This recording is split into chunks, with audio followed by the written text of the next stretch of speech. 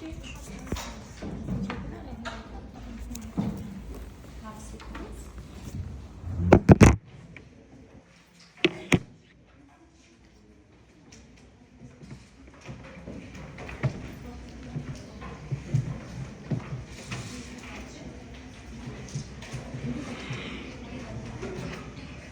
me some, don't touch this. In this slide, you can see factors that regulate GFR. Okay, the first one is sympathetic innervation. Second one is hormones, and the third one is autoregulation. Actually, it is written in larger size because it is more important than the others. Okay, autoregulation. Regarding the role of hormones and sympathetic nervous system, you can see the effect of hormones here in this slide.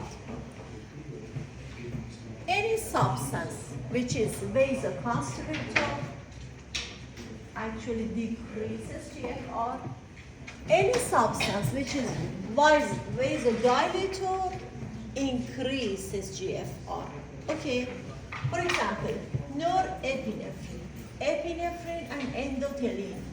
These are three vasoconstrictor substances. Okay, vasoconstriction. We have vasoconstriction. It means GFR decreases. But all of them decrease GFR. Regarding angiotensin 2, do you remember angiotensin 2? I told you it has no effect on afferent arteriole, and it is vasoconstrictor for efferent arteriole. Very good. Okay, it means actually it prevents decrease in GFR. It doesn't increase angiotensin 2, doesn't increase GFR. It prevents decreasing GFR. Do you remember I told you angiotensin 2 production increases when we have decreasing blood volume, decreasing blood pressure, okay? Actually, in these cases, we have decrease in GFR. It doesn't allow GFR, I mean angiotensin 2, doesn't allow GFR to decrease. Very good, thank you. Regarding the sympathetic nervous system, actually, it is the same as the effect of norepinephrine. Sympathetic nervous system actually releases norepinephrine in nerve terminal, okay? And norepinephrine is vasoconstrictor. For this reason, GFR decreases. As I told you, actually, autoregulation is the most important one. Okay, up to here, we have talked about the role of hormones and sympathetic nervous system. Now we are going to talk about autoregulation. What is autoregulation? Actually, we say, here you can see arterial, blood pressure, and here flow rate. As you can see, GFR and RBF, renal blood flow, and GFR remain unchanged. Although blood pressure is decreasing, for example, from this point from here to here, okay? Blood pressure is decreasing, but GFR and RBF remain unchanged. It is called autoregulation. Although we have decreasing blood pressure, for example, or increasing in blood pressure, but RBF and GFR remain unchanged. It is called autoregulation.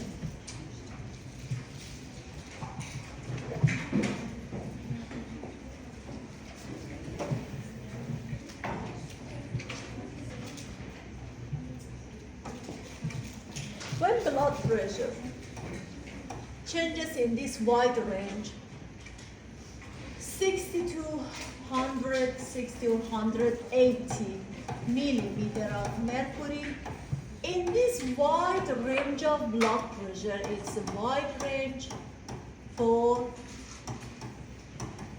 blood pressure, RBF, and GFR remain unchanged.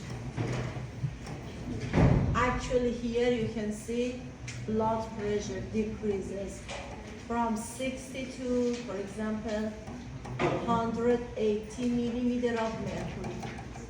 This is blood pressure, changing the blood pressure. As you can see, GFR and RBF remain unchanged. It is called autoregulation. Got it? No question?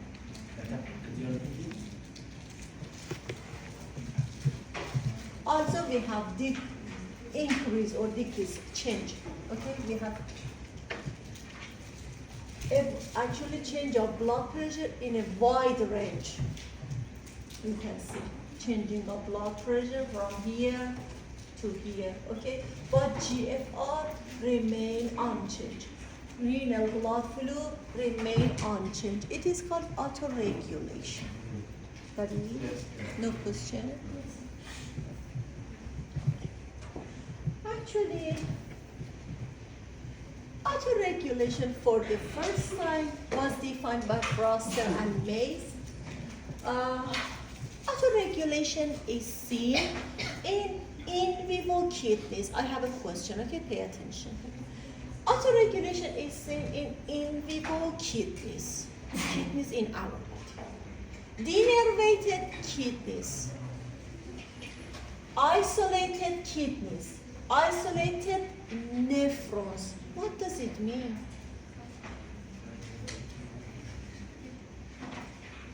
It means autoregulation is controlled independently of hormones and nervous system.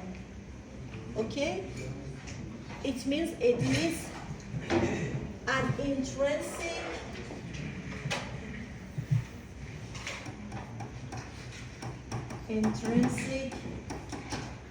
mechanism of two kidneys. Got it? It is controlled, it is regulated actually independently of hormones and nervous system.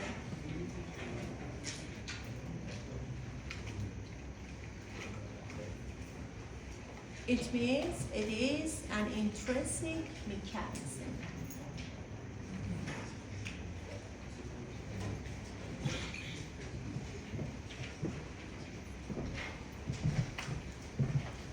Actually, for autoregulation, we have two main mechanisms. First one is called TGF.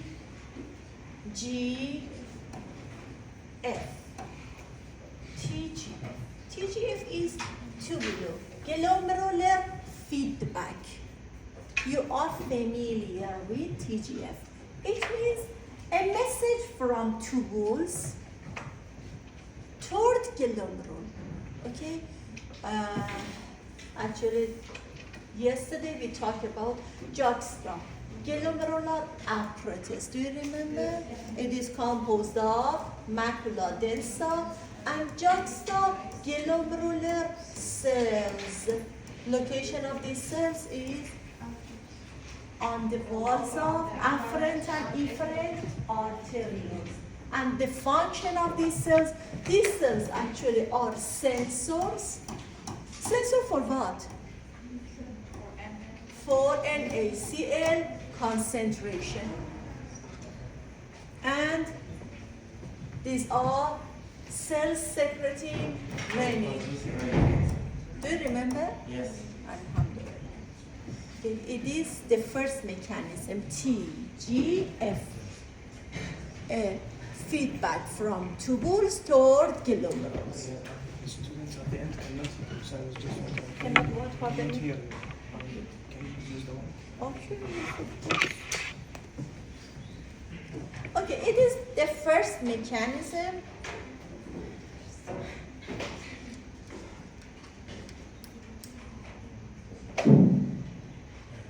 the first mechanism which play major role in autoregulation.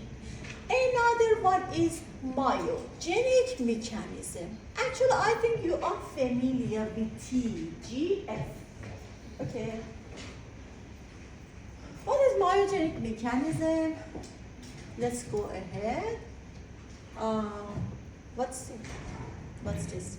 The molecular cells and the efferent arteriole and the glomerulars and Just stop. Glomerular apparatus. Okay. And the components. Another figure in which actually you can see macula densa, which lie between afferent and efferent arterioles. We have talked about this part and also this slide. Yesterday we have talked about this part.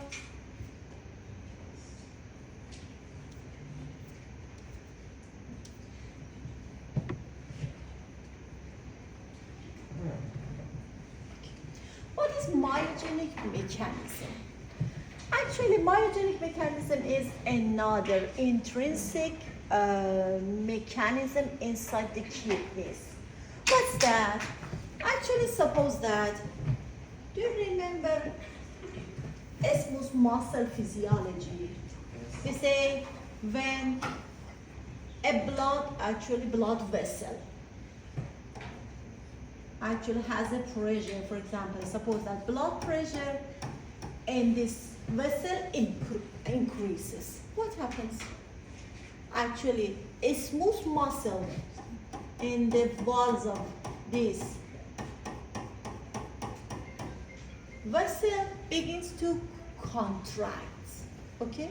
As a result of a stretching or increasing pressure, calcium enters the cell, a smooth muscle cells, and we have contraction, okay?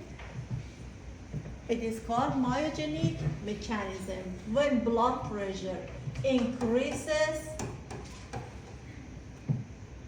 the vessel itself decrease, actually constrict, we have vasoconstriction, and it doesn't allow renal blood flow and GFR to change. It is called autoregulation. As I told you, autoregulation is controlled by two mechanisms. Glomerular feedback plus myogenic mechanism. Which one is more important? TGF or myogenic? TGF. TGF is more important, okay? Because myogenic is seen in all vessels of our body. Got it? Very good.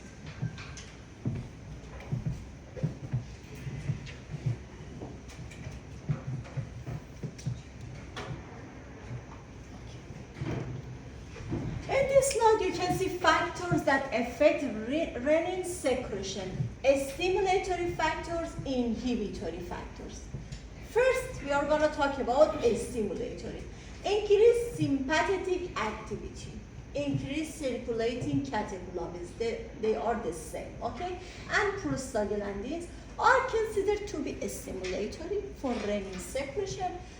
Inhibitory factors are increased sodium and chloride reabsorption across macula densa, increased afferent arteriolar pressure, angiotensin II, and vasopressin. What is vasopressin? Have you heard anything about vasopressin? Vasopressin actually is the same as ADH. Antidiuretic hormone. Antidiuretic hormone. Another name for vasopressin is AVP, arginine vasopressin. Okay, these are the same, AVP and ADH. Okay.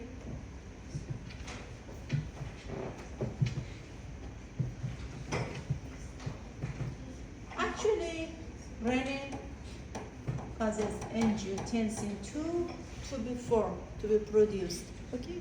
But as you can see, angiotensin 2 make a negative feedback on renin secretion.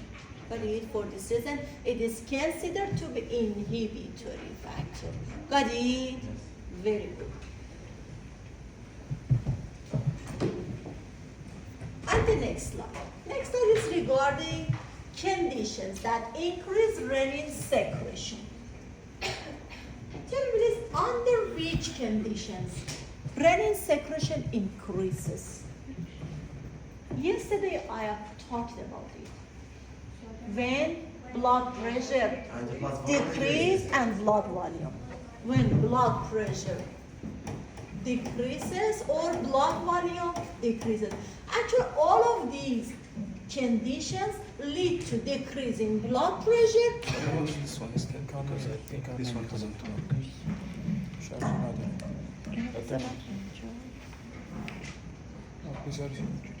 اینجوری بذارم بزن پشت گیرم نمیشه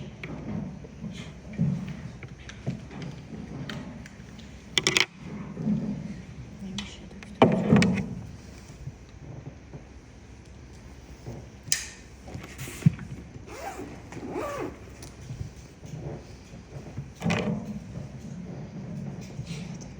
Thank you. Okay. All of these conditions lead to decrease in blood pressure and decrease in blood volume. Okay. Let's consider these items. Sodium depletion. When we have sodium depletion, what happens? Blood volume decreases. Okay. Diuretics. What's the action of diuretics in our body? They decrease water content in our body. Got it? For this reason, blood volume decreases. Hypotension. In hypotension, hemorrhage. Blood volume decreases. Upright posture. Actually, in upright posture, blood pressure decreases. Dehydration. Blood volume decreases. Cardiac failure. Cirrhosis. Again, in cirrhosis, protein production decreases. What happens? It decreases blood volume. Got it? Constriction of renal artery or aorta. By constriction, renal blood flow decreases. Okay. And various psychological stimuli. All of these conditions lead to decrease in blood pressure or blood volume. Got it? Yes. Very good.